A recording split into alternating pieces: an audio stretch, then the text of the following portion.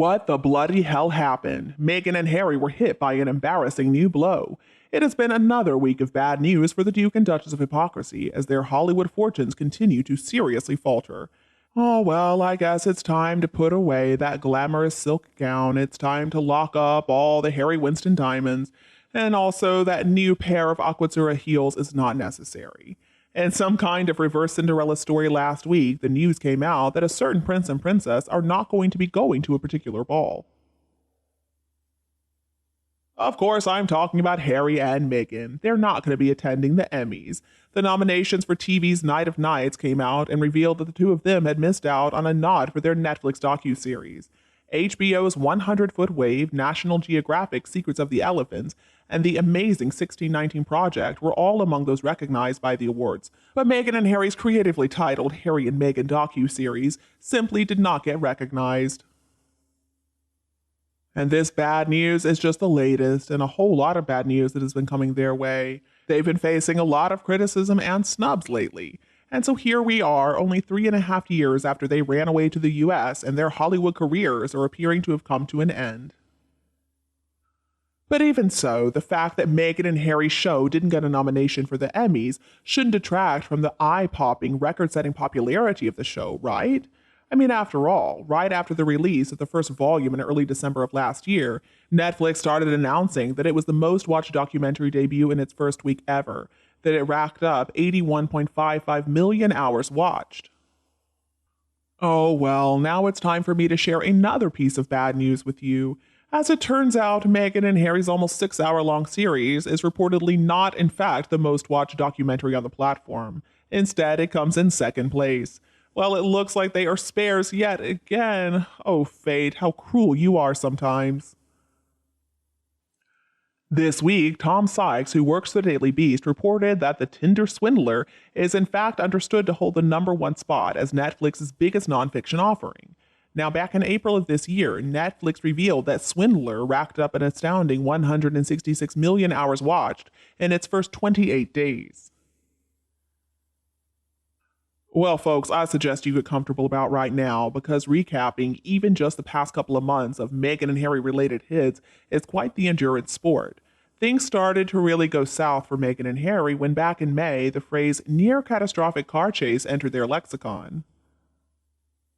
It should have just been a nice night out for the two of them, with Meghan accepting some shiny new award. But instead, that news story was overshadowed by claims that Meghan and Harry had been relentlessly pursued by, quote, a ring of highly aggressive paparazzi. It was all incredibly dramatic. Except the problem was, this particular characterization of events didn't quite fit with the New York Police Department and the city mayor's accounts.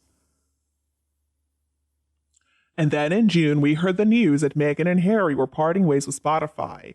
And apparently, the divorce wasn't very amicable. So in that, they were forced to say goodbye to whatever portion of their reported $29 million contract they hadn't been paid yet, and they had to say sayonara to any power or influence that podcasting had once offered them. And just think about it, what other entertainment format would pay for Meghan to spend 12 hours of airtime offering up stuff like, some days I have complete clarity and the next day I feel different? Or how about, are you being a person in the world in the most nuanced and real way? Or probably my favorite, I can't function today without being present. Or also, beyond ideas of wrongdoing and right-doing, there is a field. What in the world does any of that mean? In the 2.5 years of the Spotify and Sussex relationship, the only series they managed to release was Meghan's Archetype series. And that whole series was basically just a bunch of nonsensical woke word salad. So far, we've got the Bill Simmons hit, we've got the Spotify hit, and the Emmy hit. Okay, don't worry, you can stop and take a little break. We've got more to talk about. Then came the information about Meghan and Harry's work in Bloomberg, and then later on in the Wall Street Journal. It's important to know that these are not British tabloid outlets, so it's not like Meghan and Harry could dismiss them as having some kind of malicious agenda. Now, the former came out to report that Harry had come up with an idea that was so ridiculous it really defies the bounds of language. Mostly, he was talking about interviewing homicidal warmonger Vladimir Putin and then Donald Trump about their traumatic childhood experiences. I mean, just think how ridiculous that would have been if it actually happened. The Journal also reported that Netflix, Meghan and Harry's #1 paymaster, is unlikely to renew their contract when it comes to an end in 2025. And then next up, it was the Sun's term. They reported that approximately $76 million that's left of Meghan and Harry's $145 million TV deal was on the line. An industry source spoke with the paper, saying, "The remainder of the deal relies on them producing those good ideas. The deal's continually under review, which is normal for ones of this magnitude." Then in late June, when the Cannes Festival rolled around, up popped United Talent Agency CEO Jeremy Zimmer to talk about Meghan and Harry too. During an interview, he said that Meghan is useless. Well, in July, things looked like maybe they were getting better when it was announced that the Hollywood Critics Association's TV Award had nominated Harry and Meghan for Best Streaming Nonfiction Series. But things are not always what they might appear to be. That association only goes back to 2016, and originally it was known as the Los Angeles Online Film Critics Society. The fact is, the whole thing is brand new. The award show has only been happening since 2021. It's not like we're really talking about a prestigious outfit in this case. So, to put it mildly, what in the world has happened with the two of them? Back in 2020, we heard Meghan and Harry were signing so many deals they were probably experiencing some hand cramps. It seemed like every Hollywood company wanted a piece of them. It seemed like they couldn't lose. After all, Harry was charming, he was a real-life prince, and Meghan had a professional Hollywood career behind her. Many people thought she was beautiful. They seemed like surefire winners.